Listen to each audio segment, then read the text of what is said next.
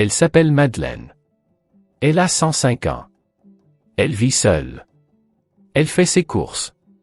Elle cuisine elle-même, chaque jour. Quand ses médecins lui font passer des examens, il reste silencieux devant les résultats.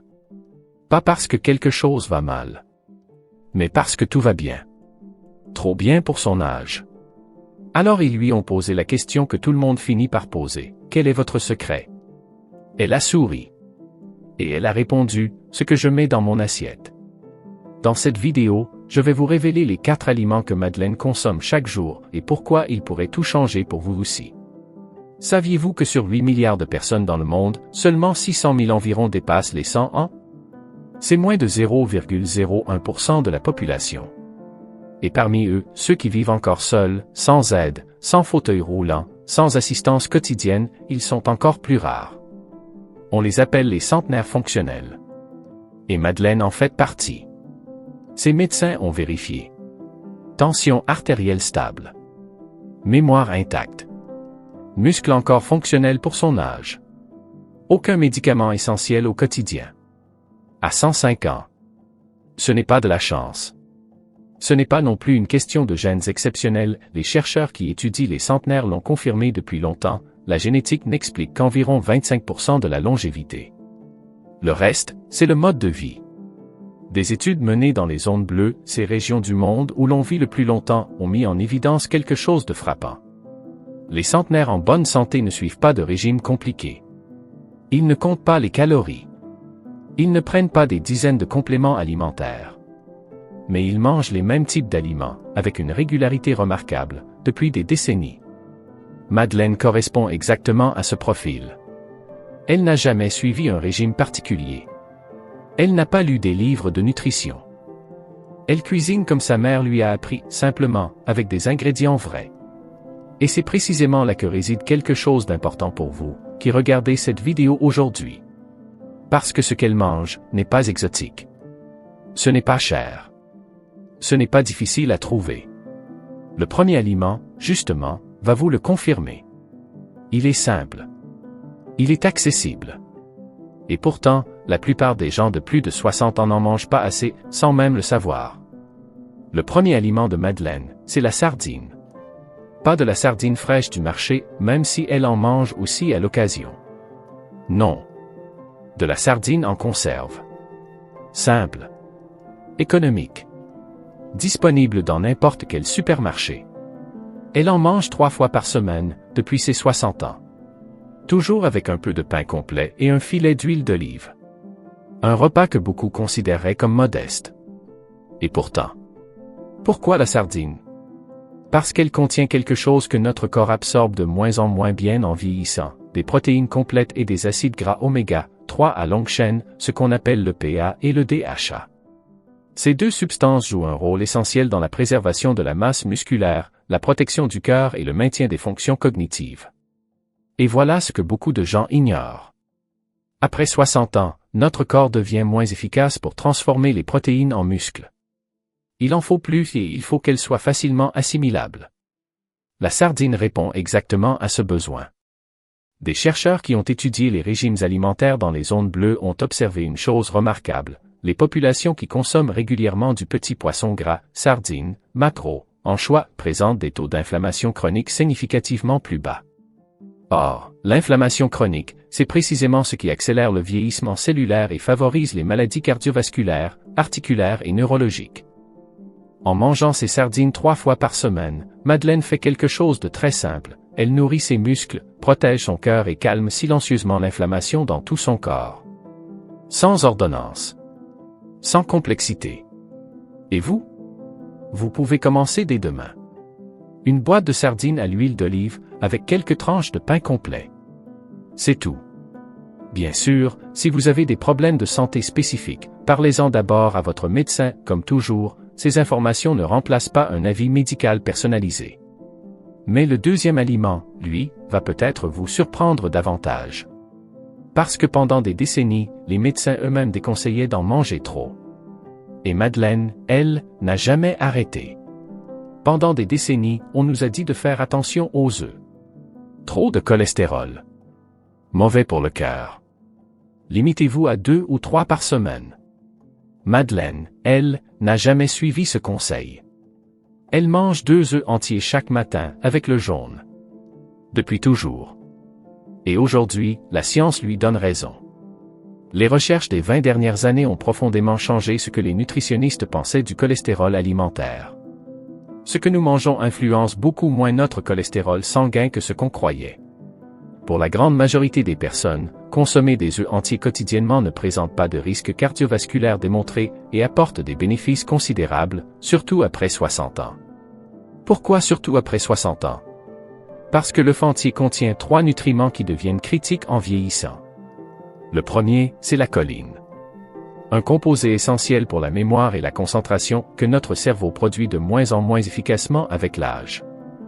2 œufs par jour couvrent environ la moitié des besoins journaliers en choline d'un adulte. Le deuxième, c'est la leucine, un acide aminé clé pour la synthèse musculaire. Nous l'avons vu avec les sardines, après 60 ans, maintenir la masse musculaire devient un combat silencieux. La leucine de l'œuf aide le corps à construire et préserver ce muscle. Ce qui signifie moins de risque de chute, plus d'autonomie, plus de force dans les gestes du quotidien. Le troisième, c'est la vitamine D. Naturellement présente dans le jaune, celle que tant de personnes âgées manquent cruellement, surtout en hiver. Madeleine prépare ses œufs de la même façon depuis des années. Brouillés, dans une poêle avec un filet d'huile d'olive. Pas de beurre. Feu doux. Elle prend le temps de les manger assis, sans se presser. Encore une fois, si vous avez un suivi médical particulier, parlez de votre consommation d'œufs avec votre médecin. Chaque situation est différente. Maintenant, le troisième aliment. Celui-là, presque tout le monde le connaît. Mais très peu de gens le mangent de la bonne façon, et c'est précisément cette différence qui change tout. Les lentilles. Vous les connaissez probablement depuis l'enfance. Un plat simple, traditionnel, que beaucoup associent à la cuisine de leurs grands-parents. Et c'est précisément pour ça que la plupart des gens les sous-estiment. Ils pensent les connaître. Ils pensent savoir comment les préparer. Mais Madeleine fait quelque chose que presque personne ne fait. Et ce petit geste change tout. Elle mange des lentilles vertes 4 fois par semaine. Jusqu'ici, rien de très surprenant. Mais voilà ce qu'elle fait systématiquement, elle ajoute un filet de vinaigre ou quelques gouttes de jus de citron directement dans son assiette, juste avant de manger. Pourquoi? Parce que la lentille verte contient du fer non héminique, c'est-à-dire du fer d'origine végétale. Et ce type de fer est naturellement moins bien absorbé par notre organisme.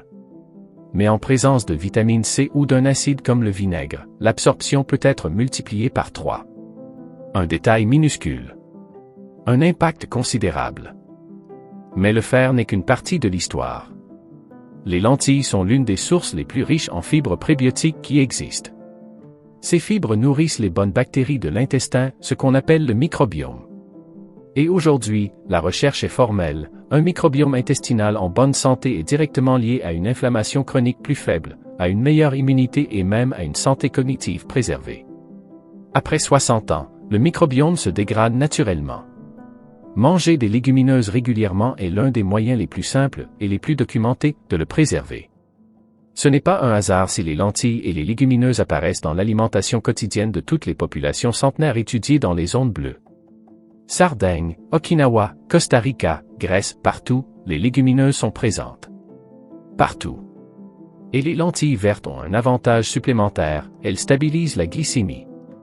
Elles libèrent leur énergie lentement, évitant les pics de sucre dans le sang, un facteur particulièrement important pour préserver l'énergie et la lucidité tout au long de la journée, à tout âge. Madeleine, elle, les prépare en soupe ou en salade tiède. Toujours avec ce filet de vinaigre. Toujours. Et maintenant, le quatrième aliment. Celui que Madeleine n'a jamais abandonné, même quand tout le monde autour d'elle avait arrêté d'en manger. Celui que ses médecins n'avaient pas vu venir. Avant de vous dire lequel c'est, je dois vous expliquer quelque chose. Parce que cet aliment, vous le connaissez. Vous l'avez probablement dans votre cuisine en ce moment même. Et pourtant, il y a de grandes chances que vous ne l'utilisiez pas de la façon dont Madeleine le fait, celle qui fait toute la différence. Le quatrième aliment de Madeleine, c'est l'ail. Cru. Chaque matin. Mais voilà ce qu'elle fait, et ce détail est essentiel. Chaque matin, elle prend une gousse d'ail. Elle l'écrase avec le plat d'un couteau. Et ensuite, elle attend 10 minutes avant de la manger. 10 minutes. Pas 5. Pas 2. 10. Pourquoi? Parce qu'en écrasant l'ail, on déclenche une réaction enzymatique qui produit un composé appelé allicine. Et l'allicine a besoin d'environ 10 minutes pour se former complètement. Si vous mangez l'ail immédiatement après l'avoir écrasé, ou pire, si vous le faites cuire tout de suite, vous perdez la majeure partie de ses effets. L'allicine est l'un des composés naturels les plus étudiés en médecine préventive. Les recherches montrent qu'elle agit sur plusieurs fronts simultanément, elle aide à réduire la pression artérielle, elle possède des propriétés anti-inflammatoires puissantes, et elle renforce les défenses naturelles de l'organisme contre les infections. Pour Madeleine, c'est un rituel de toute une vie. Une gousse d'ail écrasée, 10 minutes d'attente, puis avalée avec un peu d'eau ou incorporée dans son repas du matin. Simple. Constant.